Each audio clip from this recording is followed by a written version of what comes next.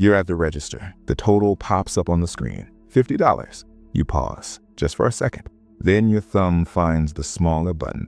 4 payments of $12.50. It doesn't feel like buying something. It feels like you just dodged a bullet. You walk out with your bag, and honestly, you feel lighter, like you made the smart choice. Your brain whispers something reassuring. Future you's got this.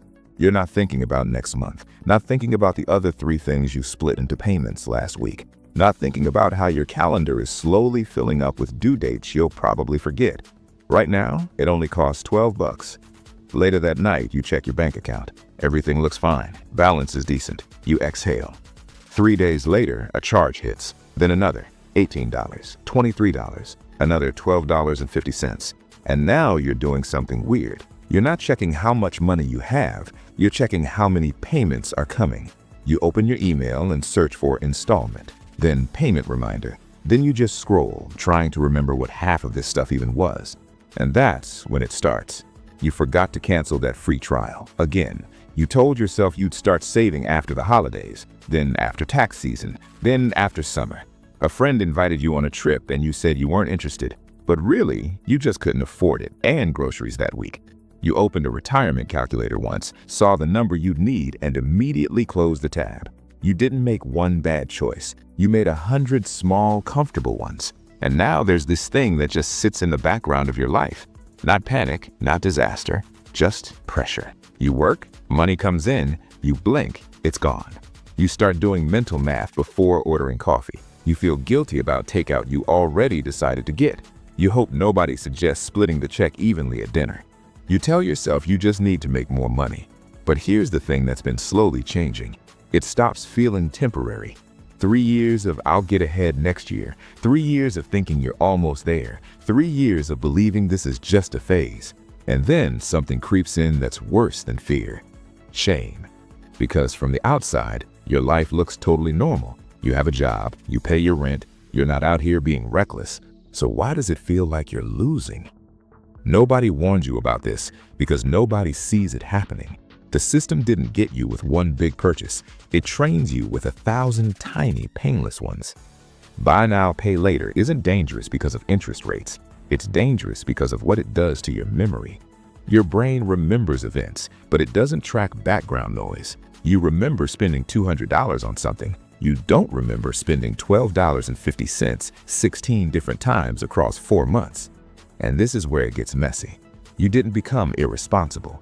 You just got comfortable. Lifestyle creep didn't show up as luxury.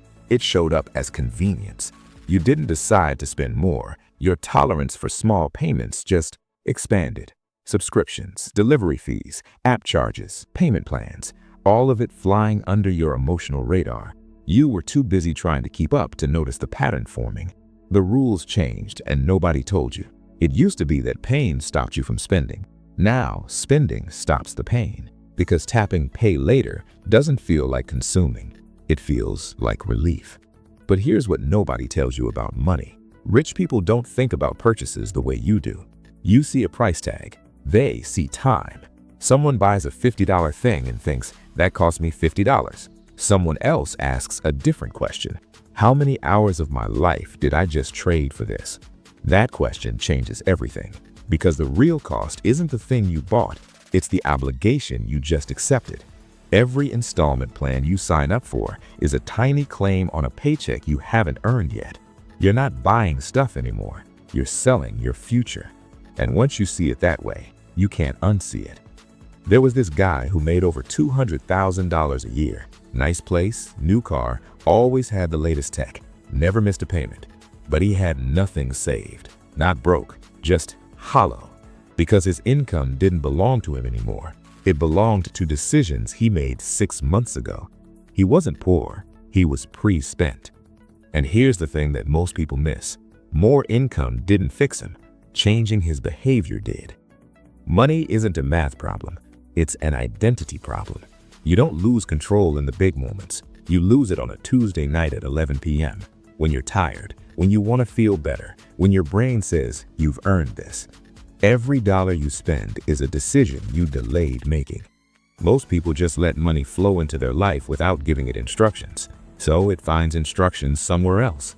Ads, impulse, convenience, boredom.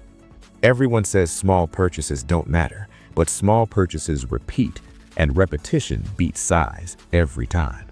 A $50 thing you buy every month isn't $50, it's $3,000. Installments just hide the repetition. Here's another one.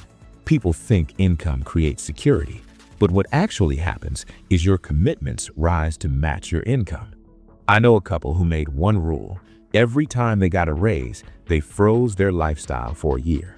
That's it. Same apartment, same car, same habits. 10 years later, they retired in their mid-40s.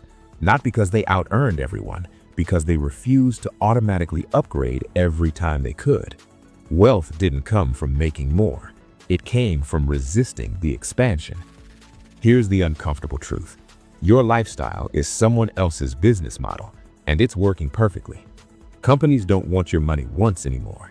They want your future money. Installments, subscriptions, auto renewals. They're not selling you products, they're selling predictability. And the more predictable your spending becomes, the less predictable your freedom is. 5 years from now, these payments won't feel big. They'll feel normal. 10 years from now, you won't remember what you bought, but you'll still feel the weight. 20 years from now, the cost won't be money. It'll be choices you no longer have. This isn't about judging you. It's about showing you the leverage you actually have. Because time works both ways. Lottery winners don't blow everything on yachts. They lose it through 18 months of normal life lived on autopilot. Groceries, upgrades, comfort, payments. Nothing flashy, just unexamined. So here's where you're standing. You can keep going exactly as you are. More easy payments, more reminders, more of your future income already spoken for. Life will work, you'll be fine. Or you can accept something harder. Every purchase is a trade. Not money for stuff, time for comfort. And the real question is quiet, but it's there. How much of your future are you willing to sell to make today feel easier? Because nobody's coming to fix this for you. Your bank won't stop you. Stores won't slow you down. The payments won't cancel themselves. You already know the pattern. You've seen the charges. You've felt that weird feeling on payday when the relief only lasts an hour. So what do you actually want? More money coming in or more control over where it goes? The question isn't whether you get it. It's whether you're ready to do something about it. Your move.